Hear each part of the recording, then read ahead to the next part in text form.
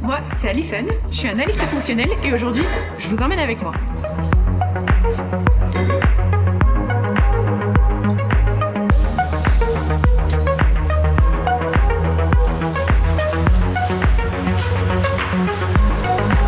Bonjour, je m'appelle Marin, je suis développeur.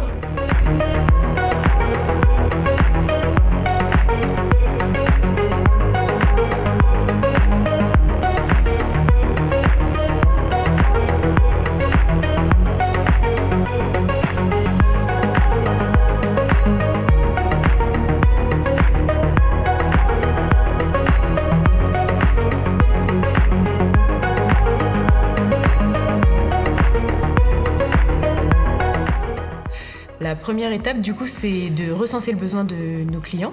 Donc, pour ça, il y a plusieurs biais. Soit remonter directement par notre service de support. Nos clients, ils nous ont fait remonter un bug qu'ils ont vu dans l'outil et qu'ils aimeraient voir évoluer. Du coup, nous, on fait cette modification. Ou alors directement, en parlant avec nos clients, ils ont une demande d'évolution, ils ont besoin d'un nouvel outil dans l'applicatif et on va le développer en ce sens. Ou alors directement, une évolution réglementaire qu'on est obligé de prendre en compte dans notre outil pour nos utilisateurs.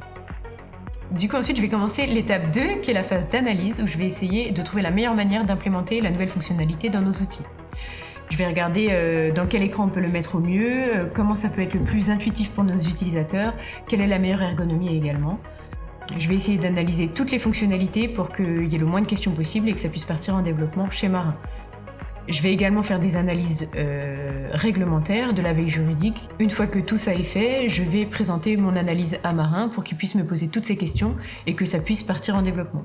Alors un analyste comme Alison va me soumettre son analyse fonctionnelle pour que je réalise l'analyse technique du sujet. L'analyse technique consiste à voir comment la fonctionnalité va s'intégrer dans l'existant, quels moyens techniques je vais mettre en œuvre pour l'implémenter. Quel langage utiliser, quel framework, quelle pratique, différents aspects. Il faut aussi que j'estime en temps la fonctionnalité et que je donne mon estimation au chef de projet pour qu'il conduise le projet du mieux possible. Je suis aussi amené à réaliser une analyse d'impact, c'est-à-dire définir avant de commencer à coder quel morceau de code je vais toucher et est-ce qu'il y a des risques de régression sur des fonctionnalités existantes. Une fois la phase d'analyse technique terminée, on va enfin commencer à coder. Les difficultés ont été étudiées à l'analyse, donc normalement on a fait nos choix techniques et on sait concrètement où on va, quel morceau de code on va toucher. Une fois qu'on a terminé le code, on fait une première phase de test réalisée par les développeurs, appelée test QRU. Une fois que la QRU est validée, donc que pour nous ça fonctionne, notre code est validé par un tech lead ou un développeur plus expérimenté avant d'être intégré réellement au projet. Une fois qu'on a un peu plus d'expérience, pour ma part je suis arrivé assez récemment, on peut aussi valider le code de ses collègues développeurs. Une fois que Marin a fini le développement, le sujet va me revenir et je vais rentrer dans la phase de KIM, où je vais tester toutes les fonctionnalités pour être sûr que ça réponde bien à l'analyse, qu'il n'y a pas de régression sur d'autres fonctionnalités du logiciel. Une fois que moi j'aurai validé la KIM, le sujet va partir dans notre équipe de testeurs et si tout est OK pour eux, on pourra l'installer en production sur nos sites.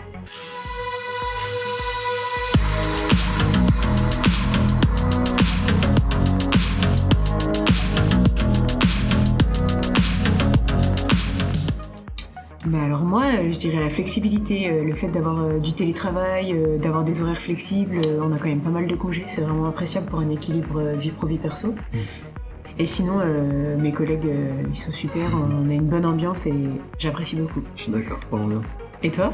Moi, c'est les formations reçues à mon arrivée et le parcours d'intégration que j'ai trouvé très réussi parce que c'est toujours intimidant d'arriver dans un nouvel endroit et j'ai bien pu apprendre les compétences et les connaissances dont j'avais besoin pour faire mon métier, donc c'est très appréciable.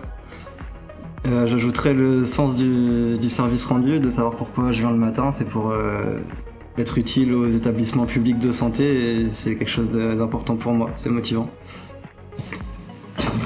Si ces deux métiers t'ont donné envie, on t'a gardé une place. À bientôt.